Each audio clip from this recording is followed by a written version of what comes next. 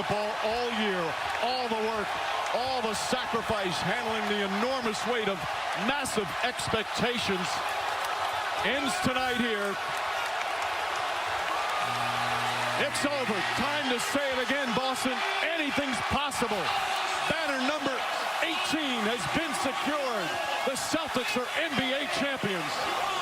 As Tatum said kind of cringily, we did it. Banner 18 won more than the Lakers, and I could not be more happy. But really it is relief. Like a weight is off of all Celtic fans' shoulders and all the Celtics and everything like that.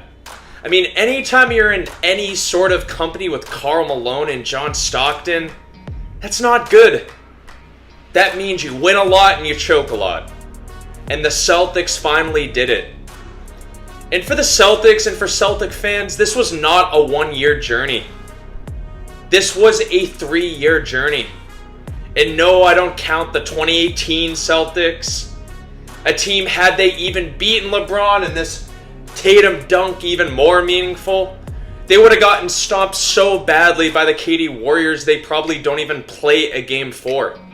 And then the 2020 bubble with broken down Gordon Hayward, they just weren't ready. They don't beat the Lakers, come on. 2022 is where this started. Remember being at a bar watching the Celtics be up 2-1 with a double-digit lead in the third quarter just to completely collapse. Awful shots, turnovers, Steph's killing us, Clay's killing us, you name it. And I knew at that point that the team was cooked.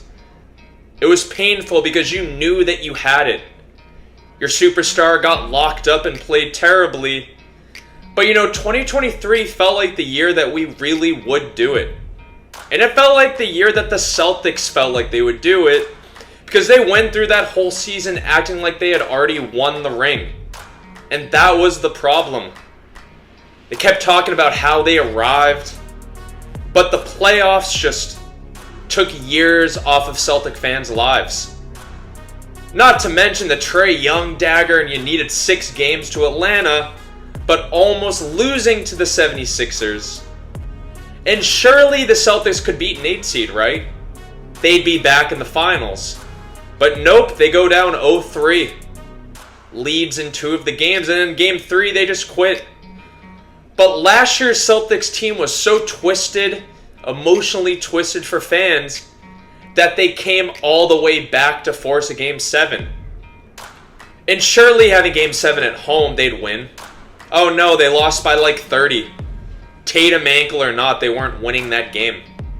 Jalen let them down, Tatum let them down, and Celtics were starting to get that San Francisco 49er reputation. Regular season team so close yet so far. But then Brad Stevens cooked. Dumped Marcus Smart in one of my favorite trades in Celtics history. Getting Kristaps Porzingis and picks. And the risk was obviously that KP was injury prone. But getting the heart and soul out of Boston was the best thing that the Celtics could do. I made a video about it at the time, and I was 100% right about that one. Wrong about plenty of other things, and I'm sure I'll get to that, but that one I was right about. And then the trade of all trades, one of those where were you moments, was the Celtics getting Drew Holiday. For literal trash, or as LeBron James mentioned, as a bag of chips. This was a new Celtics team. They had a guy with championship experience. The stars entering their prime.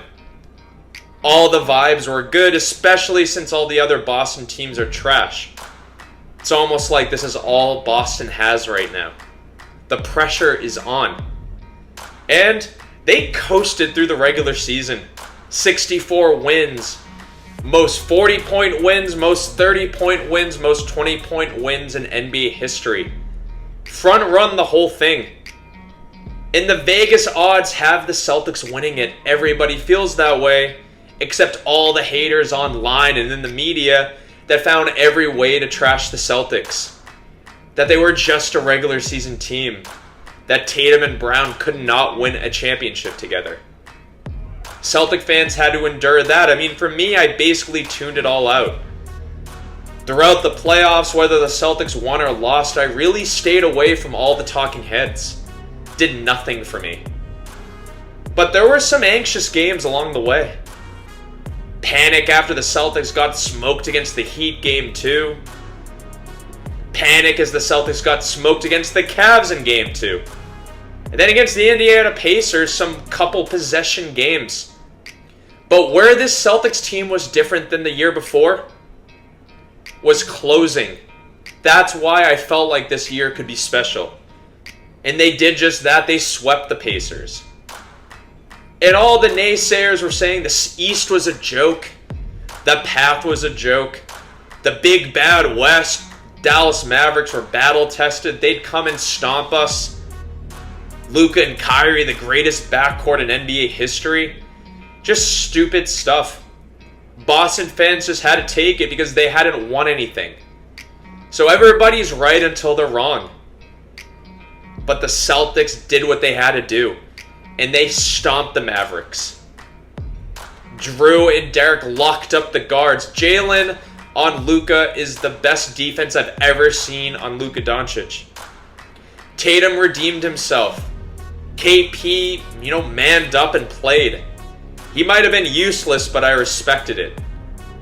And boy, did this ring feel good. Al Horford no longer, as I said earlier, has to be lumped in with Karl Malone.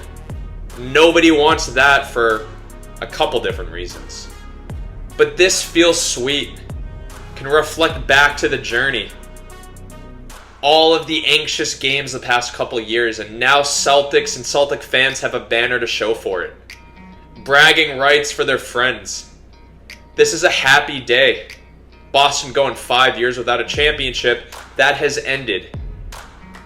Just a great feeling. Celtic fans deserve this. Celtics were the best team through and through, wire to wire.